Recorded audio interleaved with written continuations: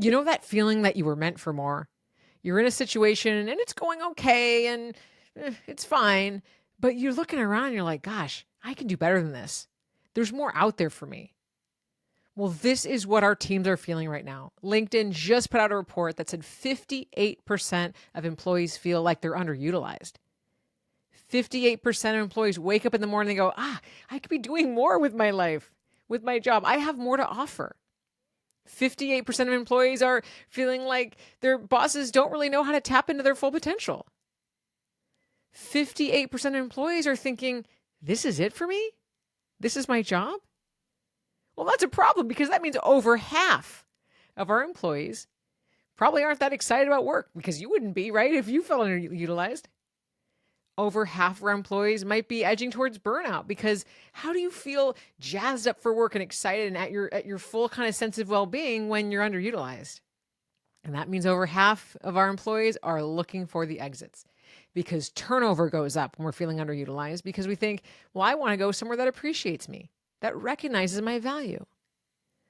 And this is something that if we have low morale and low engagement and high turnover, these challenges that are getting so much worse right now in the workplace with all of the uncertainty and all of the change and automation and AI and all the things, if we don't solve this, helping our team members see we get their full value, we're utilizing you to your fullest, if we don't tap into that, then we're screwed, my friends. And that's why I want to talk about this on today's episode. I'm Lia Garvin, and this is the new Manager Playbook, where I'm on a mission to make managing the easiest part of your job. And it is really freaking hard when your team members look around and they say, nah, you don't see it. And how do I know that? Because I've been there. I've been there a lot of times in my corporate history. I've been in roles where, I was doing the job and I had, nailed it on that baseline. And then I asked my manager, I said, hey, I want to take on this new project or this stretch area, or can I, help out this team or do this? And they've said, yeah, we'll get to it. And because they were busy, they didn't come back to me and they didn't give me any extra work. And I sat there thinking, like, okay, like the baseline job that I already, do in the first 2 hours of the day. What about the rest? I was hungry to do more work. I was asking for more work. And my manager, they didn't slow down to stop and help me figure that out. They didn't ask me what I was interested in. They didn't ask me what my goals were. They didn't get to know me and see, oh, this is really where Leah's shining and this is really some areas that she could be adding value. And so I left. And every single role that I left when I was in the corporate world and had a lot of different jobs, I'll tell you that, was probably because of this reason: feeling underutilized, feeling undervalued.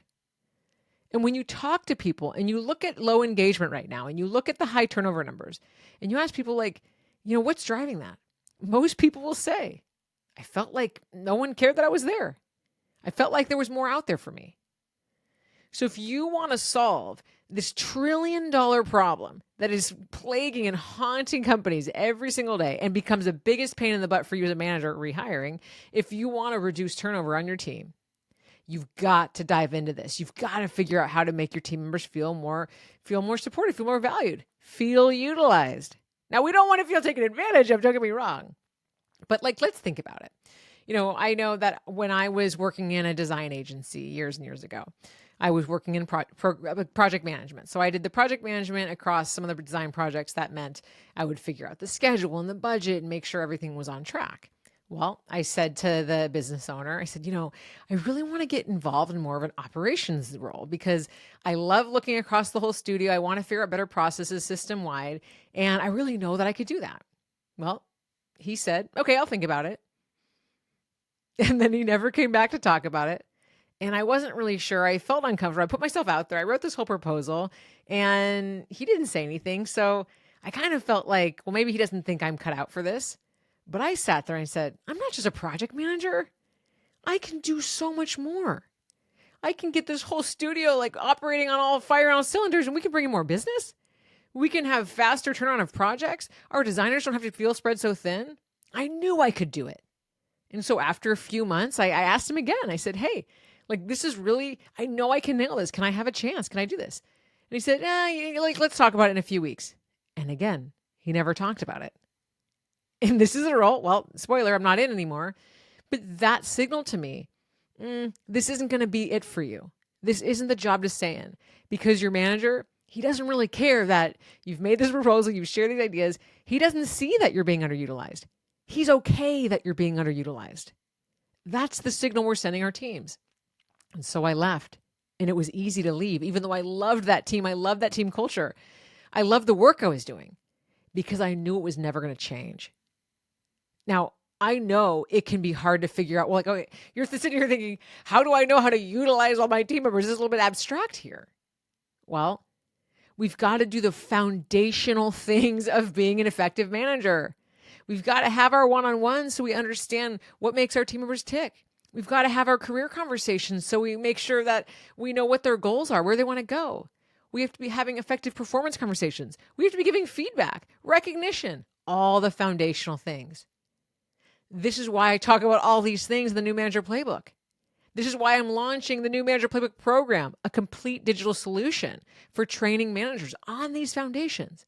So you don't have to lose your team members to this very simple thing. Like, helping someone feel utilized is not changing everything. It doesn't mean giving them more projects. It doesn't mean changing their work. It means showing them, I see you. I understand what you're doing. I'm looking for opportunities for you. These are conversations to have. So when we're missing the foundations of being a great manager, because we're busy, because we're spread too thin, because we're overloaded, because of these natural things that happen to us as managers and leaders, business owners, whatever, we run the risk of having our great talent feel underutilized. Because I'll tell you one thing, it's your 10Xers, it's your A players, it's your superstars. They are the people that feel underutilized. People that are just coasting, they're stoked they're underutilized, right? They're okay with it. They're okay just chilling and just getting done the basics. Because in roles where, I've gotten the job done in 2 hours a day, I wanted to do more. I wanted to fill the time with things. That's what your 10Xers want to do. They want to be adding value every minute of the day. So how would you lose that other, I know we're not working on like 8 hours a day anymore, and times have changed, but like, let's just say we were. If you had someone that's able to get their job done in 2 hours and they were asking for 6 more hours of work, well, that's like, adding 3 more people to your team, right? If I could do one job in 2 hours, and what could I do in the rest of the 6 hours? So you are losing productivity, you're losing output by not listening to your team members when they ask you for more opportunities. When they're sitting there kind of chilling, like when you see a high performer and they're like, I'm kind of like, and they don't look that motivated, it's a signal. Go back and talk to them. Figure out what would you be excited about? It doesn't mean punishing people with more projects if they've gotten things done faster. But at the same time, like, we want to make sure our team members are utilized, right? I don't really subscribe to, if I can get an 8-hour job done in 2 hours, that means like I don't have to do the rest of it. Like, I think we can kind of optimize ourselves, but also then there's like more capacity there. Then we've under scoped the time it should take, right? So that's a balance you want to figure out as a manager. But your team members should never be sitting there thinking to themselves, like, does anybody really get that I could be doing so much more? Because if that person, again, if they're thinking it, they want to be doing more.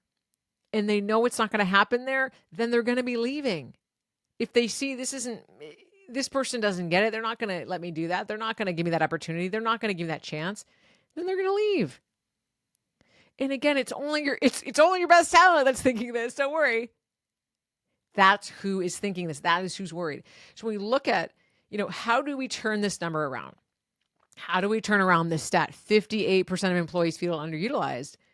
Again, it's going back to the foundations, having conversations, watching what they're, hey, what are they excited about? What are they doing really efficiently? What are things that they're asking to get involved in?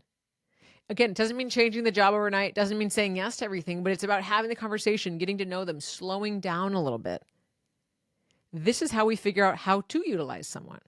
And let's say I said, let's go back in time. Let's say I said to that creative director in that design firm, I want to be director of operations. I really, really see that this is a path for me. Let's say he thought I wasn't ready. Is ignoring it and saying, we'll talk about it in 3 weeks. Was that the right path? No, it wasn't. The right thing to do in that situation would say, hey, I love that you are excited about getting involved more studio-wide. Let's build a plan for you getting there. Giving me some projects, some opportunities. This is like utilizing my time. It's giving me this capacity building. It's showing me he sees that in me. It doesn't mean he had to say yes right away. It doesn't mean he had to change my job. If he's like, oh, well, I can't have you doing ops if I need you on project management, right? But he could show me that he saw that in me. And that's what we're talking about here. In that conversation to say, okay, come back to me and map out some of the things that you want to do to get there. That would take 5 minutes of his time because he asked me to do the mapping out of it. And it would have made me, that team member, feel like, wow, I have a path here. I have a future here. This person sees something in me. So that is what I'm talking about. These shifts, these changes. I'm not asking you to spend days and days building a development plan out for your team member and sitting down with them after every task and saying, like, did you like that or not? Like, no way. I'm saying to listen to your team members, to read between the lines, to when they propose a new idea, hear them out, talk about what it could look like, ask them to give you a plan. Then they're going to be more accountable to it anyway. So these are the ways we turn this around. But I'm telling you, it starts with the fundamentals. It starts with the foundations. And the New Manager Playbook, this whole system, the book, the podcast, the keynote, the digital program, all of that is to give you that foundation. Because without it, you really are just guessing. And right now, if 58% of employees feel like they're underutilized, then all of those 58% of people, those managers, they're not doing these foundational things. So get the support. I'm so excited about this program, the New Manager Playbook program, because it's fully digital. So you can take it anytime. And it gives you the foundations of all of the stuff I talk about, where you got the stories, the skills, the practice, the worksheets that you can apply to your team right away. We don't have any excuse anymore to not be trying these things, to not be understanding, to not be getting the support. So if you want to bring this to your team, reach out, hello@liagarvin.com. I am so excited. It's early access right now to bring a demo to you. So send me an email. We'll get you set up. And this is going to be the thing that changes this number. This is going to turn around that retention on your team. This is going to turn around that engagement, that morale. Because when you have these skills, all of this stuff gets easier. So I cannot wait to support you. And I can't wait to see this stat not look the same next year. I can't wait to not see that however many, 57% of people leave because of a bad manager. Why? We don't need it to be this way. So get the support, learn the foundations, and let's make managing easier, right? It doesn't have to feel this hard. All right. See you next time.